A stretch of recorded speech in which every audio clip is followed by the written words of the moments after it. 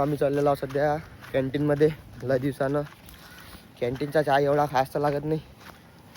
आपल्या गजाननवरचाच चहा मस्त असते, पण काय करता आता, भागून घ्यावं लागते कसे जीवनात. थंडीला आहे. आणि आपले मित्र वेदांत भाऊ दारोकर आहेत आपल्यासोबत. तुम्हाला पहिले सांगितलं होतं प्रत्येक ब्लॉगची सुरुवात आणि शेवट या भाऊपासूनच होती आपली. चला मग आता आम्ही चाललेलो आहोत कॅन्टीनमध्ये.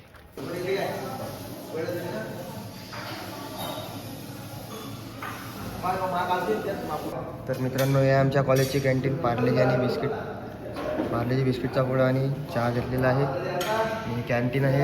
इथच्या विद्यार्थ्यांना बोर वाटत असेल, पण बाहेरच्या लोकांना जर का आपला ब्लॉग दिसत असेल तर हे कॅन्टीन आहे आमच्या. तिकडे गर्ल्स बसतात, इकडे बॉईज. आणि मी आलेलो आहोत सध्या वेदांत दारोकरसोबत चहा पिण्यासाठी. आम्ही आलेलो आहोत सध्या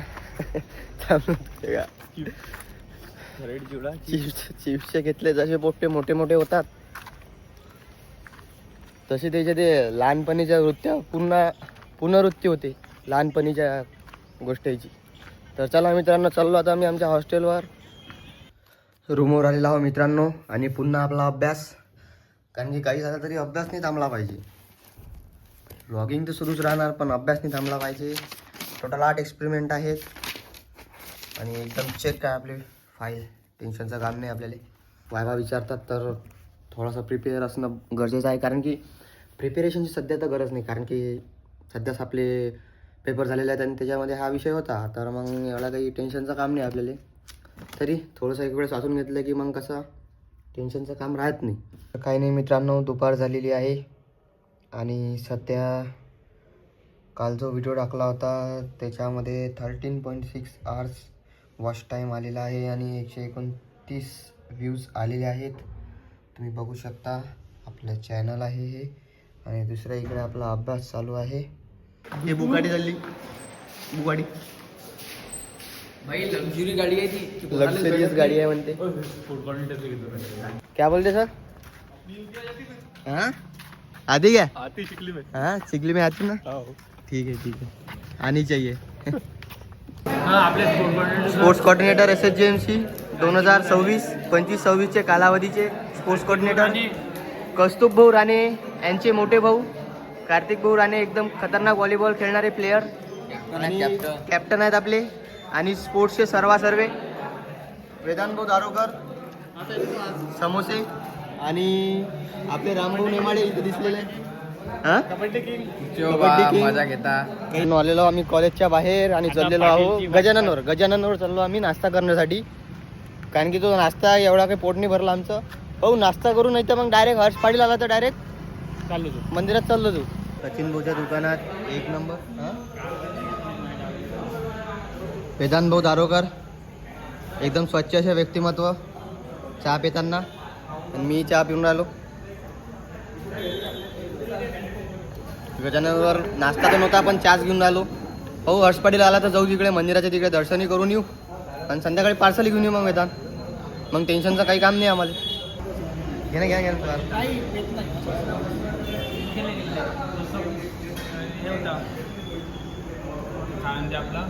आम्ही चाललेलो आहोत श्री संत गजानन महाराजांच्या मंदिरात दर्शन करण्यासाठी.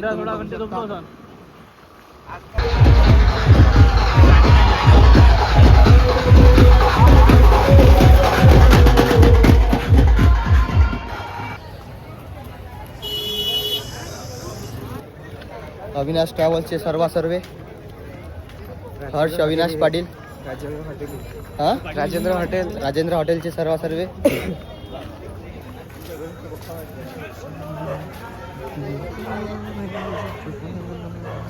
आज मंदिरात काहीच गर्दी दिसून नाही राहिली मित्रांनो, कारण की आज इलेक्शन असल्यामुळे खूप कमी गर्दी आहे शेगावमध्ये.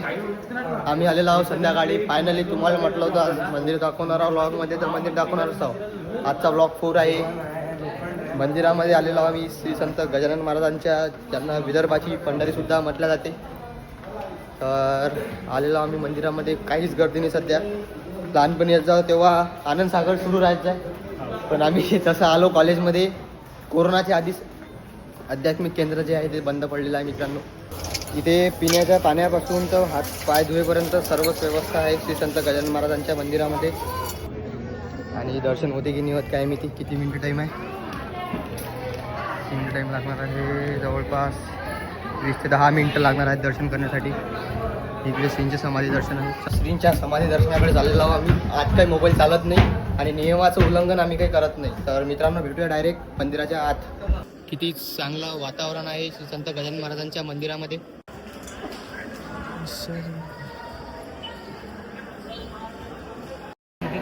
हां ऋषीच्या अंदर बाहेर नाही, बाहेर कारण की लोकांना त्रास होतो. गजानन महाराज की जय.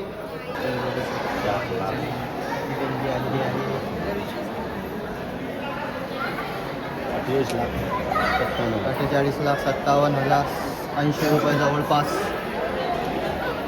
7 दिवसाची देणगी इथे दिसत आहे आपल्याला मंदिराच्या बाहेर.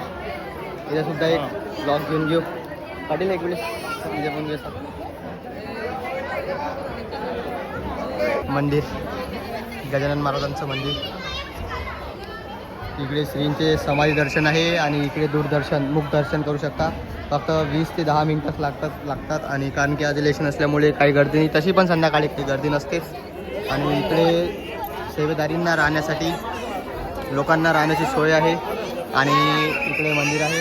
आणि मंदिरात आज जायचं असेल तर आपल्याला इकडूनच जावं लागेल आणि बाहेर इकडून. आणि श्रींचं मंदिर एकदम मन प्रसन्न होते इथे.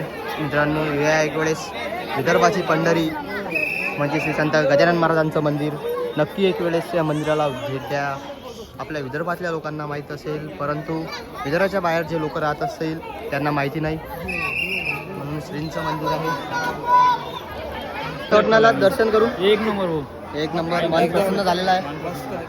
तुम्ही म्हणसान प्रॅक्टिकल आहे उद्या म्हणून चालले. नाही तसं नसते. आम्ही हफ्त्यातून 2-3 वेळेस येतो श्रींच्या मंदिरात दर्शन करण्यासाठी.